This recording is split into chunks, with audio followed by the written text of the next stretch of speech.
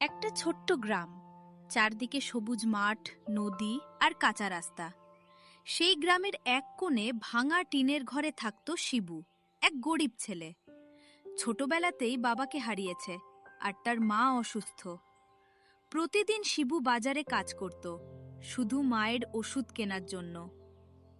প্রতিদিন একইভাবে সকাল হয়, একইভাবে কাজ করতে বেরোতে হয়। কিন্তু আজ আমার মনটা খুব অস্থির লাগছে। যদি আজ একটু বেশি টাকা রোজগার করতে পারি, তাহলে মায়ের জন্য ভালো ওষুধ কিনতে পারবো। আমি শুধু একবার মাকে হাসতে দেখতে চাই।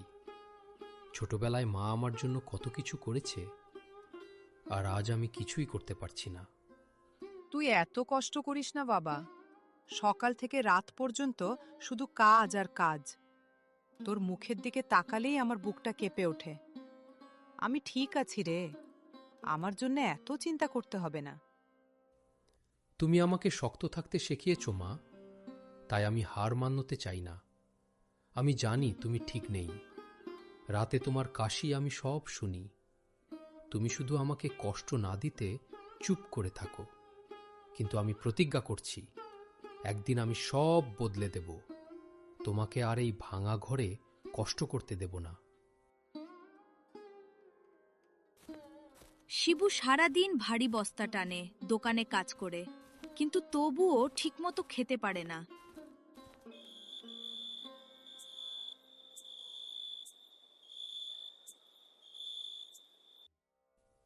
ভগবান, আমি কি এত বড় কোনো ভুল করেছি যে আমাদের এত কষ্ট দিচ্ছ? ছোট থেকে শুধু লড়াই করেই যাচ্ছি, তবুও কেন সুখটা আমাদের কাছে আসে না? আমি নিজের জন্য কিছু চাই না, শুধু চাই আমার মা যেন ভালো থাকে। এতটুকু কি বেশি চাওয়া? সেই রাতে হঠাৎ বাইরে ঝড় শুরু হয়। শিবু দরজা খুলতেই দেখে এক বৃদ্ধ ভিজে কাঁপছে। বাবা, অনেক দূর থেকে হেঁটে আসছি, শরীরে আর শক্তি নেই। একটু পানি আর রাতটা থাকার জায়গা হবে? ঝড়ের মধ্যে আর হাঁটতে পারছি না। শিবু এক মুহূর্ত না ভেবে তাকে ঘরে নিয়ে আসে। আমাদের নিজেরই ঠিকমতো খাবার নেই, তবুও তুই মানুষটাকে সাহায্য করলি। যদি উনি খারাপ মানুষ হন? গরিব বলে কি আমাদের মন ছোট হবে মা?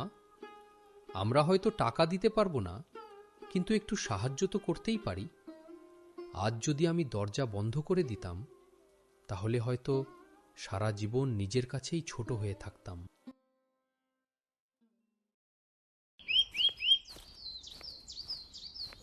পরের দিন সকালে শিবু ঘুম থেকে উঠে দেখে বৃদ্ধ মানুষটা বাইরে দাঁড়িয়ে আছেন, কিন্তু আজ তাকে অন্যরকম লাগছে। আপনি কে? কাল রাতে আপনাকে খুব সাধারণ একজন অসহায় মানুষের মতো লাগছিল, কিন্তু আজ আপনাকে দেখেই কেন যেন ভয়ও লাগছে, আবার শান্তিও লাগছে। আপনার চারপাশে এই আলো কেন? আপনি কি সত্যি সাধারণ মানুষ? শিবু, পৃথিবীতে সবাই টাকা দিয়ে বড় হয় না, কেউ কেউ বড় হয় তাদের মন দিয়ে। আর তোর মনটা খুব পরিষ্কার। আজকাল মানুষ নিজের স্বার্থ ছাড়া কিছু বোঝে না, কিন্তু তুই নিজের কষ্ট ভুলে একজন অচেনা মানুষকে সাহায্য করেছিস, তাই আজ আমি খুব খুশি হয়েছি। এটা তোর জন্য, খুব যত্ন করে রাখিস। এই ছোট্ট জিনিসটা একদিন তোর জীবনের সবচেয়ে বড় পরিবর্তনের কারণ হবে। কিন্তু আমি তো কিছুই করিনি। আমি শুধু একজন অসহায় মানুষকে সাহায্য করেছি। এর জন্য এত দামি কিছু আমি নিতে পারবো না। আমি গরিব হতে পারি, কিন্তু বিনা কারণে কারো কাছ থেকে কিছু নিতে চাই না। মানুষকে সাহায্য করাটা আজকের দিনে সবচেয়ে বড় কাজ শিবু। অনেক ধনী মানুষ আছে যাদের ঘরে টাকা আছে, কিন্তু মনে দয়া নেই। তুই গরিব হয়েও নিজের মনটাকে বাঁচিয়ে রেখেছিস, তাই এই উপহার তোর প্রাপ্য।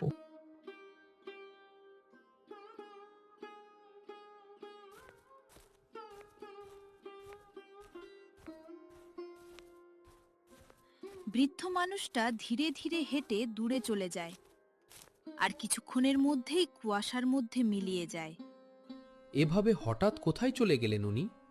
মনে হচ্ছে যেন স্বপ্ন দেখছি, কিন্তু সবকিছু তো সত্যি। শিবু ধীরে ধীরে বাক্সটা খোলে। বাক্সের ভিতর থেকে সোনালি আলো বের হতে থাকে। এটা কি? একটা ছোট বাক্সের ভিতর থেকে এত আলো বের হচ্ছে কিভাবে? আমার তো কিছুই বুঝতে পারছি না। এটা কি কোনো জাদু? ভেতরে ছিল একটা পুরনো আংটি। এই আংটিটা সাধারণ কিছু না মনে হচ্ছে, দেখেই বোঝা যাচ্ছে এটা অনেক পুরনো।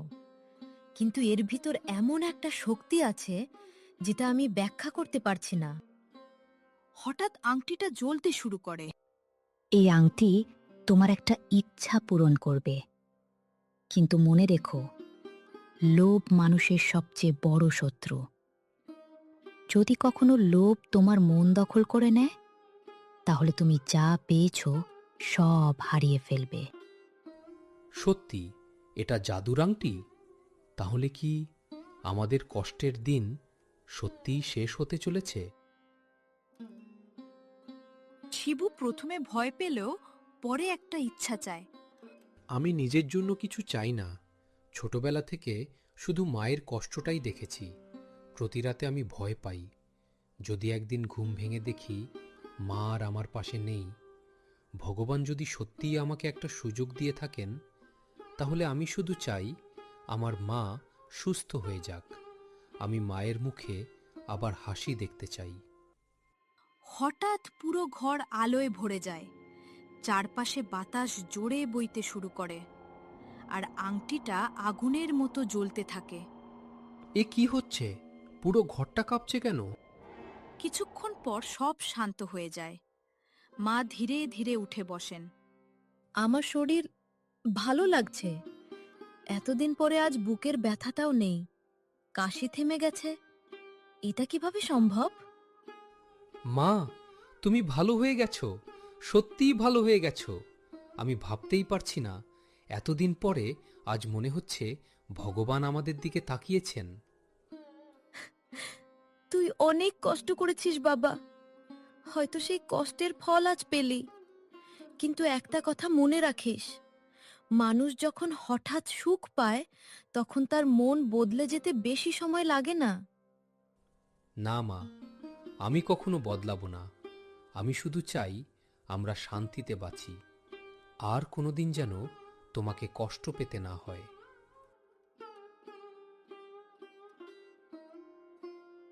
কয়েকদিনের মধ্যেই তাদের জীবন বদলে যায়। শিবু ছোট দোকান খুলে ব্যবসা শুরু করে। গ্রামের সবাই তাকে সম্মান করতে থাকে। শিবু খুব ভালো ছেলে, ভগবান ওর পাশে আছেন। এত কষ্টের পর ছেলেটা একটু সুখ পেয়েছে, সত্যিই ও এটা প্রাপ্য। আগে নিজের খাওয়ার টাকাও ছিল না, আর এখন অন্য গরিব মানুষদেরও সাহায্য করছে। এমন মন সবার হয় না। শিবু এখন আর আগের মতো কষ্টে নেই, কিন্তু তার মন এখনো আগের মতোই সরল ছিল। দেখো মা, আমাদের জীবন সত্যিই বদলে গেছে। আগে যেখানে দুবেলা খাওয়ার চিন্তা করতাম, এখন মানুষ আমাদের সম্মান করে। কিন্তু আমি এখনো ভয় পাই, যদি এই সুখটা হঠাৎ হারিয়ে যায়। যতদিন তোর মন ভালো থাকবে ততদিন ভয়ের কিছু নেই বাবা। কিন্তু সুখ বেশি দিন শান্ত থাকে না।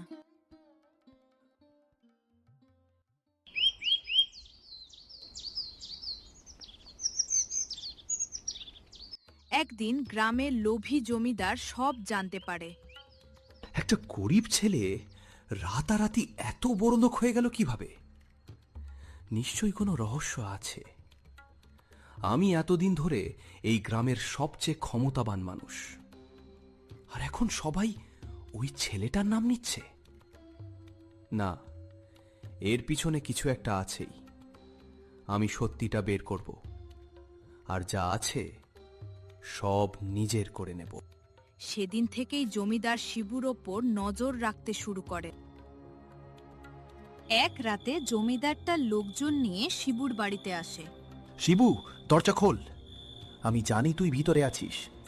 আজ সব সত্যি কথা বের করেই ছাড়ব। এত রাতে কে? জমিদার সাহেব, আপনি? কি হয়েছে? বাবা, আমার খুব ভয় লাগছে।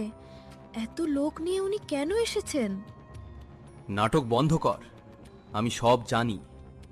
তোর কাছে কোনো জাদুর জিনিস আছে, না হলে একটা গরিব ছেলে এত কম সময়ে এত টাকা পেল কিভাবে? না না জমিদার সাহেব, আপনি ভুল ভাবছেন। আমি শুধু পরিশ্রম করছি, আমার কাছে কোনো জাদুর জিনিস নেই। আমাকে বোকা ভাবিস? এই গ্রামের প্রতিটা খবর আমার কাছে আসে। সবাই বলছে তোর ভাগ্য রাতারাতি বদলে গেছে, আর আমি জানি এর পিছনে নিশ্চয়ই কোনো রহস্য আছে।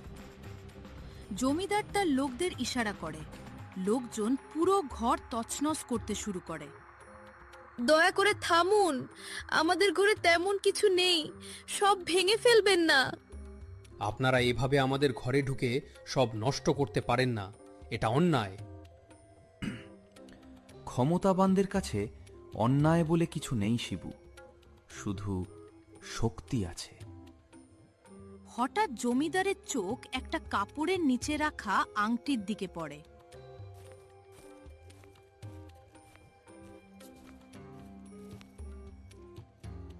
অবশেষে পেলাম। আমি জানতাম কিছু একটা আছেই। না, ওই আংটিটা ধরবেন না, এটা সাধারণ কিছু না। এখন এই শক্তি আমার। আজ থেকে পুরো গ্রাম আমার সামনে মাথা নত করবে। সে আংটি হাতে পড়তেই পুরো ঘর কাঁপতে শুরু করে। চারদিকে আগুনের মতো আলো ছড়িয়ে পড়ে। এটা কি? কেন এমন হচ্ছে? আমি তো শক্তি চাইছিলাম। হঠাৎ আকাশ কাঁপানো একটা কণ্ঠ শোনা যায়।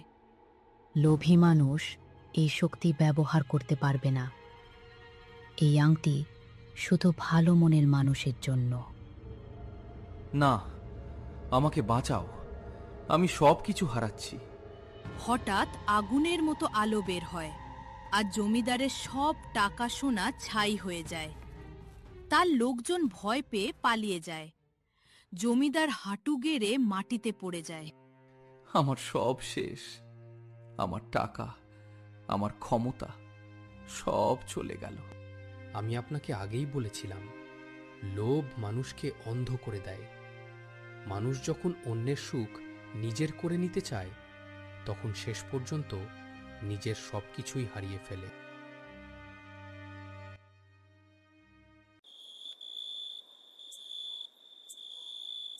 আংটির শক্তি ধীরে ধীরে কমতে থাকে। এক রাতে হঠাৎ পুরো ঘর অদ্ভুত আলোয় ভরে যায়, আর আংটিটা আগের মতো জ্বলতে শুরু করে। আবার এই আলো, কি হচ্ছে? আংটিটা এমন আচরণ করছে কেন? হঠাৎ সেই রহস্যময় কণ্ঠ আবার শোনা যায়। এই শক্তি পৃথিবীতে বেশি দিন থাকতে পারবে না, সময় শেষ হয়ে আসছে। মানে, আপনি কি বলতে চাইছেন? এই আংটিটা যদি চলে যায়, তাহলে কি সব শেষ হয়ে যাবে? তোমাকে একটা সিদ্ধান্ত নিতে হবে শিবু। তুমি চাইলে এই শক্তি ব্যবহার করে নিজের সুখ, সম্পদ আর নিরাপদ জীবন ধরে রাখতে পারো, অথবা নিজের সব সুখ ত্যাগ করে গ্রামের মানুষদের বাঁচাতে পারো। গ্রামের মানুষদের বাঁচাতে? কি হয়েছে গ্রামের? কারণ সেই সময় গ্রামে ভয়ঙ্কর খরা শুরু হয়েছিল। চারদিকে শুকনো মাটি, ফসল নষ্ট, পুকুরে পানি নেই, মানুষ না খেয়ে মরতে শুরু করে। পানি নেই, খাবার নেই, বাচ্চাগুলো না খেয়ে কাঁদছে। আর কতদিন এভাবে বাঁচবো? ভগবান, আমাদের ওপর এত রাগ কেন? সবকিছু শেষ হয়ে যাচ্ছে। শিবু গ্রামের মানুষদের কষ্ট দেখে ভিতর থেকে ভেঙে পড়ে। আমি ছোটবেলা থেকে কষ্ট দেখেছি, না খেয়ে থাকার যন্ত্রণা আমি জানি, কিন্তু এখন পুরো গ্রামের মানুষ সেই কষ্ট পাচ্ছে। আমি কিভাবে শুধু নিজের সুখ নিয়ে বাঁচব? বাবা, জীবনে সবাই নিজের কথা ভাবে, কিন্তু সবাই অন্যের জন্য নিজের সুখ ত্যাগ করতে পারে না। তুই যা ঠিক মনে করিস কর, আমি তোর সিদ্ধান্তে বাধা দেব না। মা, আমি ভয় পাচ্ছি। যদি আংটিটা চলে যায়, তাহলে হয়তো আমরা আবার আগের মতো গরিব হয়ে যাব। গরিব হওয়া কষ্টের, কিন্তু মানুষের অভিশাপ নিয়ে বাঁচার চেয়ে সেই কষ্ট অনেক ভালো বাবা। শিবু ধীরে ধীরে বাইরে আসে। চারদিকে শুকনো মাঠ, অসহায় মানুষের কান্না। সে কাঁদতে কাঁদতে আংটিটা আকাশের দিকে তোলে। আমি নিজের সুখ চাই না, আমি শুধু চাই পুরো গ্রাম বেঁচে যাক। যদি কাউকে বাঁচানোর জন্য সব হারাতে হয়, তাহলে আমি সেটাও মেনে নেব। আকাশে কালো মেঘ জমে যায়, প্রবল বাতাস বইতে শুরু করে। তারপর মুষলধারে বৃষ্টি নামতে থাকে। বৃষ্টি, অবশেষে বৃষ্টি এসেছে, আমরা বেঁচে গেলাম। শিবু আমাদের জীবন বাঁচিয়েছে। ও শুধু গরিব ছেলে না, ও সত্যিকারের বড় মানুষ।